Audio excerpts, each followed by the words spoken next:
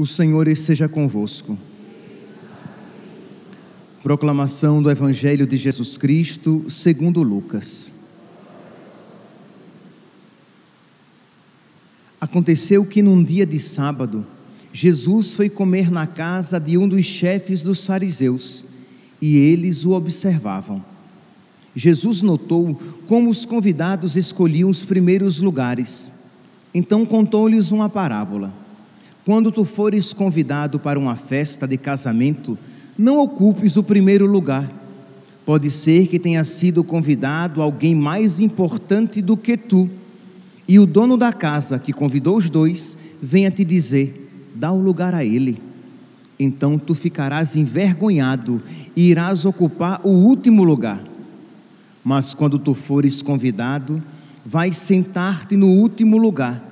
Assim, quando chegar quem te convidou, te dirá: amigo, vem mais para cima. E isso vai ser uma honra para ti diante de todos os convidados. Porque quem se eleva será humilhado, e quem se humilha será elevado. Palavra da salvação.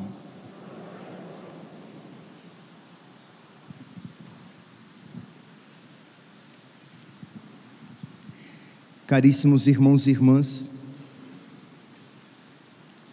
nós estamos concluindo com o dia de hoje, nós concluímos a nossa novena de oração pelo nosso país. E é providencial que nós tenhamos como primeira leitura esse trecho aqui retirado da carta de São Paulo aos Filipenses. São Paulo, ele está preso. São Paulo, o contexto é o seguinte, né? São Paulo está preso e outros cristãos, sabendo que São Paulo está preso, começam a se aproveitar da sua prisão. Isto é, já que ele está preso, então vamos ganhar os seus seguidores. Isto é, eram todos cristãos, mas vamos aqui, eu vou usar aqui uma linguagem para que fique mais fácil você compreender. Então, imagine dois padres, dois párocos, um adoece ou morre, o outro diz: nossa, a paróquia de fulano é pertinho da minha, e perdeu o padre, eu vou agora trabalhar bastante para todo mundo daquela paróquia vir para a minha paróquia, e aí as coisas aqui na minha paróquia vão melhorar. Então era mais ou menos este o espírito que estava rondando, digamos, entre os cristãos. É por isso que São Paulo começa a leitura de hoje assim: irmãos, de qualquer maneira, com segundas intenções ou com sinceridade, o importante é que Cristo é anunciado, e eu me alegro com isso e sempre me alegrarei. Se vocês pegarem, nós estamos aqui em Filipenses, capítulo 1, versículo 18, se vocês tomarem uns versículos antes, vocês vão ouvir aqui, São Paulo dizendo: meus irmãos, quero vos fazer saber que os acontecimentos que me envolvem estão redundando em maior proveito do Evangelho. Em todo o pretório e por toda parte tornou-se conhecido que é por causa de Cristo que eu estou preso. A maior parte dos irmãos, ante a notícia das minhas cadeias, cobrou confiança no Senhor e maior entusiasmo em anunciar o Evangelho. É verdade, versículo 15, é verdade que alguns pregam Cristo por inveja a mim e por discórdia, mas outros fazem com a melhor boa vontade. Estes por caridade, sabendo que tenho a minha missão na defesa do Evangelho. Aqueles que pregam por inveja a São Paulo, aqueles ao contrário, pregam Cristo por espírito de intriga e não com reta intenção, no intuito de agravar o meu sofrimento nesta prisão. Mas não faz mal, Quer por inveja, quer por pretexto verdadeiro, o importante é que Cristo é anunciado. Então percebem aqui, meus santos, a grandeza de coração de São Paulo. E aí, nós iremos retomar aqui este ponto, ficar só aqui de sobreponto. Vamos caminhar um pouquinho mais à frente, depois retornaremos. E aí então São Paulo, preso, sofrendo tanto pela prisão, tanto pela perseguição dos de fora, como também pela perseguição dos de dentro, ele diz: Cristo será engrandecido no meu corpo, seja por minha vida, seja por minha morte. Isto é, o que importa é que Cristo será glorificado na minha vida. O que importa é que seja pelos meus sofrimentos, seja pelas minhas alegrias, Cristo será engrandecido. Meus irmãos, esta deve ser uma meta para todos nós. Isto é, nós devemos procurar engrandecer, glorificar Cristo,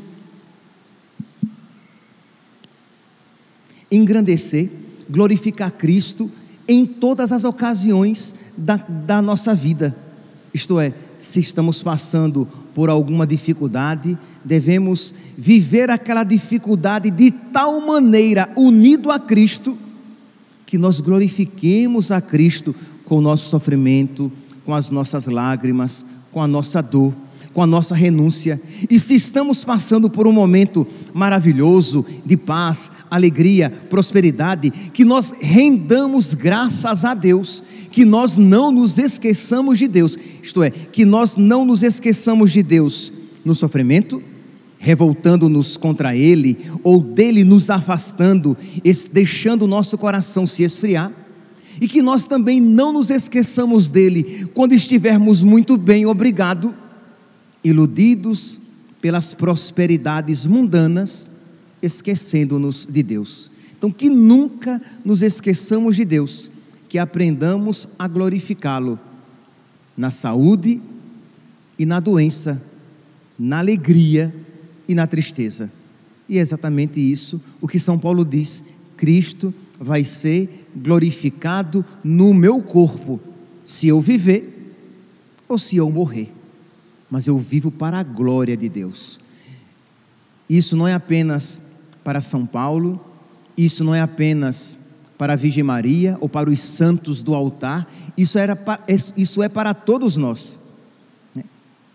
O catecismo antigo já dizia, por que é que nós nascemos? Todas as crianças da catequese já sabiam responder de imediato: para glorificar a Deus.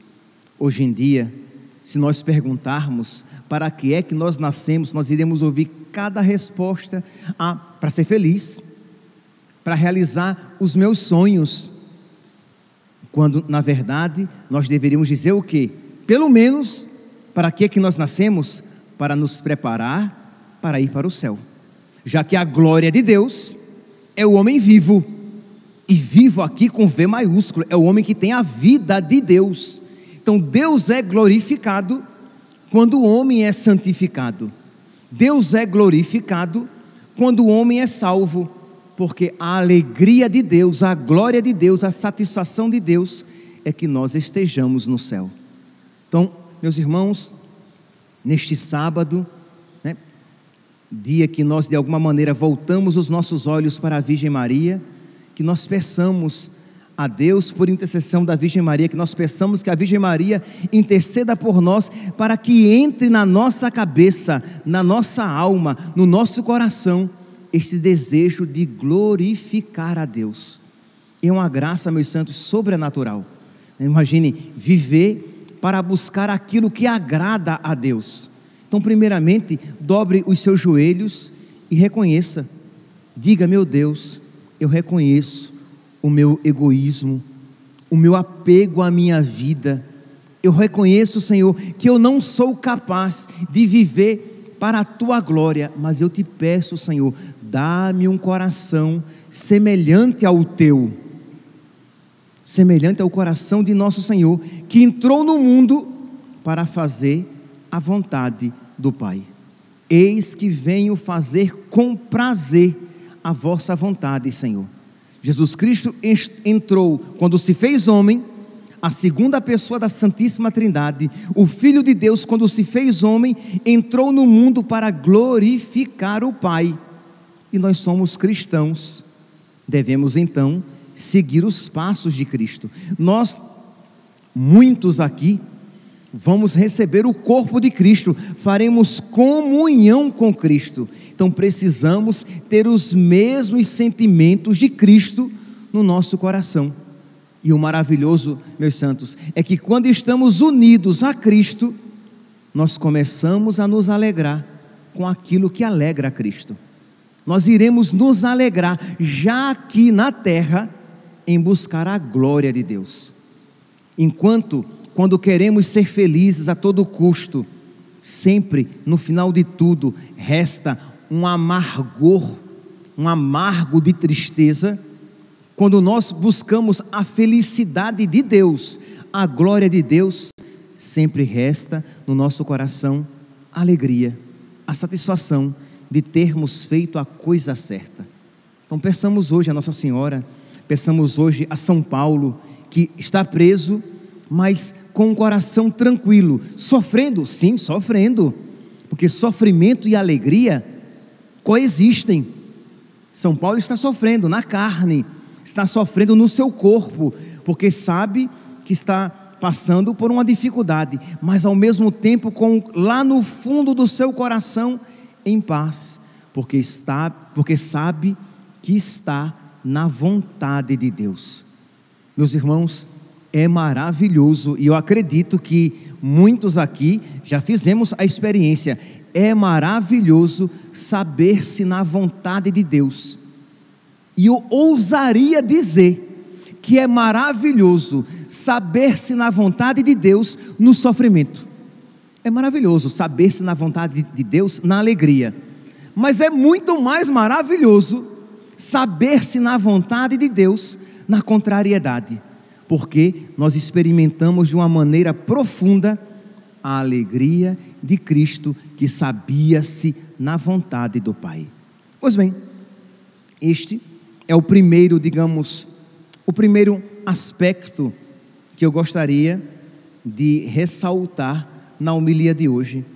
Mas também tem um segundo aspecto que eu gostaria de fazer um destaque, voltando aqui para aquele ponto de São Paulo, que se regozija pelo nome de Cristo está sendo proclamado, mesmo que com segundas intenções, mesmo que por inveja a Ele.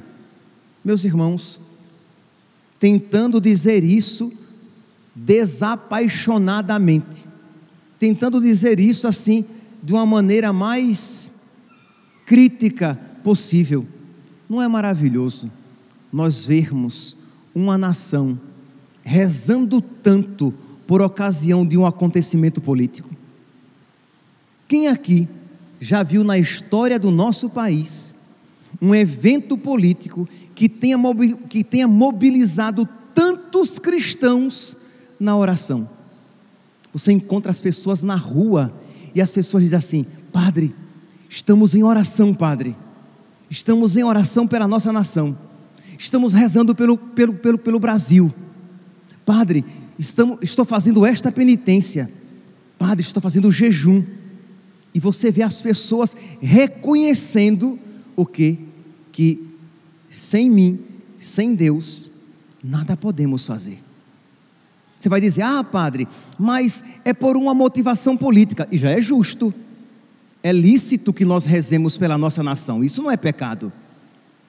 Imagine: ah, padre, mas tem outros que pode ser até por rivalidade.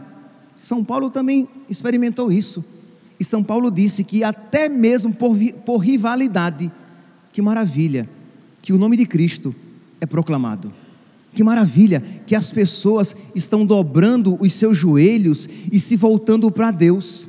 Que maravilha que pessoas que muitas vezes deitavam a cabeça no travesseiro, sem se recordar de Deus, estão reconhecendo que são criaturas, que são pequenos, que são pó, e que o Criador, a criatura sem o Criador, se esvai.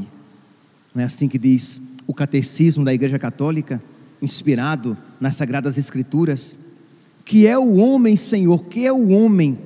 Nós não somos nada, e é exatamente nesses momentos de dificuldade, de um certo temor, de um grande temor, que nós, reconhecendo a nossa limitação, nós caímos da nossa soberba e dizemos: Senhor, se o Senhor não construir a nossa casa, em vão trabalharão os construtores. Se o Senhor não vigiar nossa cidade, em vão vigiarão as sentinelas. Se o Senhor não vier em nosso socorro, nós estamos perdidos. Nós precisamos de Ti, Senhor. Vinde, ó Deus, em meu auxílio, socorrei-me sem demora. Então imagine milhares e milhares e milhares de cristãos rezando, suplicando as bênçãos de Deus sobre a sua nação. E a palavra de Deus diz, meus santos, que onde 2 ou mais estiverem reunidos, estiverem de acordo em algo, Deus concederá. Estiverem reunidos em meu nome, eu vos atenderei. Então é maravilhoso, meus santos, que essa situação de adversidade, que este temor que tomou conta do coração de tantos e tantos e tantos brasileiros, fez com que nós nos voltássemos não para a violência, que nós nos voltássemos não para a segurança das coisas da terra, juntar dinheiro, eu preciso ter dinheiro, porque se vier uma dificuldade no país, eu tenho alguma reserva. Não, pode ser que aqui e ali alguma atitude assim tenha surgido, mas o que nos salta aos olhos é o que? O aspecto espiritual. As pessoas estão rezando, as pessoas estão orando, as pessoas estão suplicando, as pessoas estão jejuando, fazendo penitência, porque sabem que existe um mundo espiritual muito mais atuante e ativo do que isso que nós podemos contemplar, que não é contra seres de carne e sangue que nós estamos lutando.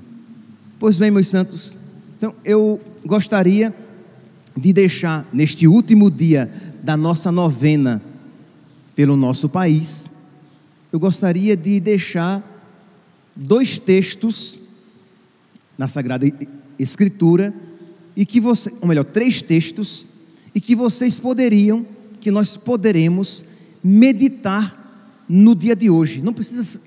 Você não precisa meditar os 3, mas você pode escolher um e meditar. São textos que falam de situação semelhante à nossa, de angústia, de quase um desespero, de um grande temor, em que o povo se voltou para Deus, e Deus misericordiosamente ouviu o seu clamor. Começo por aquela oração, pela história de Judite. Hoje é sábado, e o ofício de Nossa Senhora chama Nossa Senhora de ó invicta Judite. Reconhece na Virgem Maria a verdadeira Judite. E por que então que o ofício das leituras chama Nossa Senhora de invicta, de invencível Judite? Porque diz que Israel estava sendo assediado pelo general assírio Holofernes, e Holofernes estava com seu grande exército, ia invadir Israel e destruir Israel, e diz que o povo começou a se desesperar diante daquele grande exército, e diz que o rei de Israel, aqui Judite, capítulo 7, versículo 23, diz que diante do desespero do povo, o rei diz que daria a Deus 5 dias.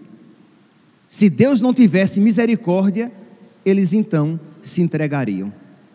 E Judite então se levanta, disse: como assim o rei determina o tempo de Deus ter misericórdia.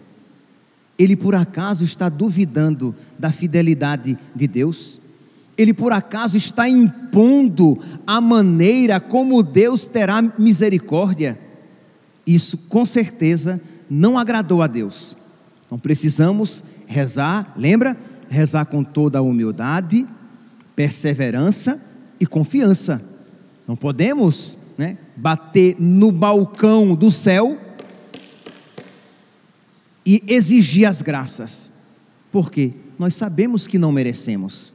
Nós, com toda a humildade, mas com toda a confiança na misericórdia de Deus, perseverantemente lhe suplicamos. Diz então que Judite se levanta, repreende esta atitude do rei e diz então que ela vai, movida por Deus, que ela vai alcançar aquela graça que Deus quer conceder, mas Deus quer conceder na hora dele, à maneira dele. E diz então aqui, vocês podem pegar depois em Judite, capítulo, se eu encontrar, Judite capítulo 9, todo o livro de Judite vocês podem ler, é um livro pequenininho, mas a oração de Judite está lá, no capítulo 9, diz que Judite reza ao Senhor: vós dispusestes os acontecimentos do passado, determinastes que uns sucedessem a outros, e nada aconteceu sem que vós o quisesseis. Deus é o Senhor da história. Nós olhamos para a imagem de Cristo Rei, e Ele tem o mundo em suas mãos. Ele é Senhor. Então nós, mesmo nas ocasiões mais atribuladas, nós não devemos perder a esperança, nós não devemos perder a confiança em Deus, que nenhuma folha cai da árvore sem o seu consentimento. Então Judite diz, Judite, capítulo 9, vós dispusestes todos os acontecimentos, todos os vossos caminhos são previamente escolhidos, e os vossos juízos são marcados por vossa providência. Olhai agora para o acampamento dos assírios e lançai o terror sobre eles. Aqui nos lembra a batalha de Lepanto, quando Nossa Senhora aparece no céu e infunde o terror nos inimigos dos cristãos. Eles ficam atordoados, porque não apenas estavam sem Deus, mas estavam contra Deus. E não, meus santos, não graças, deveríamos ser santos, não graças à nossa santidade, repito, deveríamos ser santos, mas não graças à nossa santidade, mas nós estamos do lado do Senhor. O Senhor está ao nosso lado. Meus santos, nós estamos rezando pela pureza das nossas crianças. Isso agrada a Deus. Nós estamos rezando para que a pureza das nossas crianças seja salvaguardada.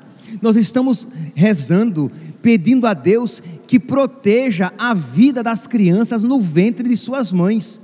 Nós estamos do lado do Senhor e o Senhor está do nosso lado. Nós estamos rezando porque nós queremos a preservação da família, para que ela não seja destruída pelas drogas. Isso agrada ao Senhor. Nós estamos rezando para que o nome de Cristo seja cada vez mais espalhado na terra, para que não haja restrições, para que nós possamos obedecer ao mandato do Senhor: ide por todo o mundo e pregai o evangelho a toda criatura. Então não é mal, muito pelo contrário, é bom, é boníssimo rezar para que o comunismo não se instale na nossa nação. Nós estamos rezando para que nós não tenhamos medo de pregar a verdade, de modo que toda censura à verdade é má. Toda censura é má. Por quê? Porque sempre vai haver alguém, um iluminado, um iluministro, que vai dizer o que é certo e o que é errado, o que pode e o que não pode ser dito. Então, nós estamos do lado de Deus, Deus está do nosso lado, Então, que o terror venha sobre eles para a salvação deles. Nós não queremos a perdição de ninguém, mas que o terror venha sobre eles para que eles se convertam. Mas que a paz de Deus venha sobre nós para que nós louvemos a Deus pela sua misericórdia. Nós rezávamos na oração coleta de hoje, pedindo a Nossa Senhora que nos livrasse de todos os males, que ela alcançasse de Deus a graça de nos livrar de todos os males e de nos trazer a paz. Ela que é a rainha da paz. Mas continua, Judite, então lá no versículo 11, Judite, capítulo 9, versículo 11, ela vai dizer: levantai o vosso braço, como nos tempos antigos, e quebrai o seu poder com a vossa força. Caia diante da vossa cólera o poder daqueles que prometeram a si próprios violar o vosso santuário. Caia, sejam quebrados os braços do inimigo, sejam cegados os seus olhos para que ele não mais nos enxergue, sejam quebrados os seus pés para que eles não venham em nosso encalço, para que ele não tenha poder sobre nós.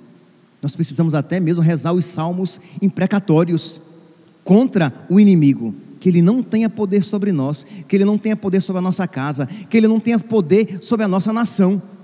E nós podemos e devemos rezar sobre a nossa nação. No versículo 13, reza Judite: seja ele preso no laço dos seus olhos. Que o diabo, ela está aqui se referindo a Holofernes, e aqui nós nos referimos ao maligno, com toda a sua astúcia, que ele seja preso no seu próprio laço, que ele caia na própria cova que cavou para nós, que ele caia na sua própria armadilha. Deus do céu, versículo 17, Deus do céu, Criador das águas e Senhor de toda a criação, ouvi uma pobre suplicante que só confia na vossa misericórdia. Que nós hoje rezemos isso, mas de verdade. Deus de misericórdia, Deus do céu e da terra, ouvi este pobre suplicante que só confia em vós, que só espera em vós, porque o nosso auxílio está no nome do Senhor, que fez o céu e a terra. E Judite, meus santos, é vencedora. Ela crava uma estaca entre os olhos de Holofernes e vence a batalha. E ela, Judite, é apenas figura da invicta Judite que esmaga a cabeça da serpente. Então é um texto que nós podemos rezar hoje, pedindo a intervenção de Nossa Senhora, ela que é a imperatriz do Brasil, que ela não permita que a serpente se instale na nossa nação, que o comunismo entre na nossa nação, que o aborto se estenda ainda mais na nossa nação e todas as outras desgraças com ela. Um outro texto que nós não poderíamos deixar de fazer referência é o de Esther. Esse texto nós lemos todos os dias 12 de outubro, no dia de Nossa Senhora Aparecida, que nós reconhecemos que assim como Esther alcançou a salvação do povo judeu, quando interveio, quando intercedeu pelo povo, Esther é a figura da Virgem Maria que intercede por nós. Diz que o rei, a mando do seu primeiro-ministro, queria dizimar o povo de Israel. Então quem quiser depois ler Esther, aí eu já aconselho Esther capítulo 13 e 14. 13 na oração de Mardoqueu, 13 versículo 8 e seguintes, e 14 que é a oração de Esther. E diz então que o dia da matança estava determinado, o povo de Deus, todo o povo de Deus seria dizimado, e diz então que antes de Esther entrar na sala do trono para falar com o rei, diz que Esther se cobre de cinzas, veste cilício e faz oração. E é isso que nós precisamos fazer. Ah, padre, mas a novena não está terminando hoje? Isso, muito bem, gostei do gerúndio. Está terminando. Não terminou ainda, nós temos ainda o dia de hoje. Ah, mas eu não fiz ainda. Você pode fazer alguma coisa, você deve fazer alguma coisa para você participar desta vitória, você participar dessa glória de Deus, daquilo que agrada a Deus. Diz então que Esther, imagine aqui, que palavras bonitas. A rainha Esther, tomada de uma angústia mortal, recorreu ao Senhor, tirou suas vestes suntuosas, vestiu roupas de aflição e de pesar, em lugar de essências, de perfumes preciosos, cobriu a cabeça de cinza e lama, afligiu duramente o seu corpo, e por todos os lugares onde costumava se alegrar, espalhou os cabelos da sua cabeça. É uma penitência assim, muito particular, né?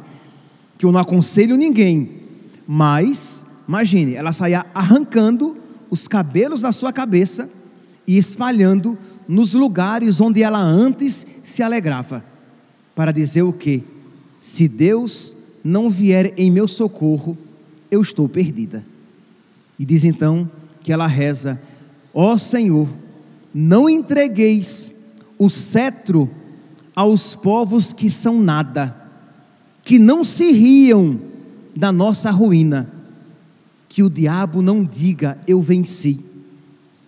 Versículo 14: e a nós, que a vossa mão nos livre, assisti-me, ajudai-me no meu abandono, a mim, que não tenho ninguém senão vós, Senhor meu Deus.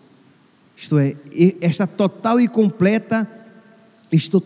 completo abandono nas mãos de Deus, mas um abandono orante, de quem parou, rezou, suplicou, confiou e esperou.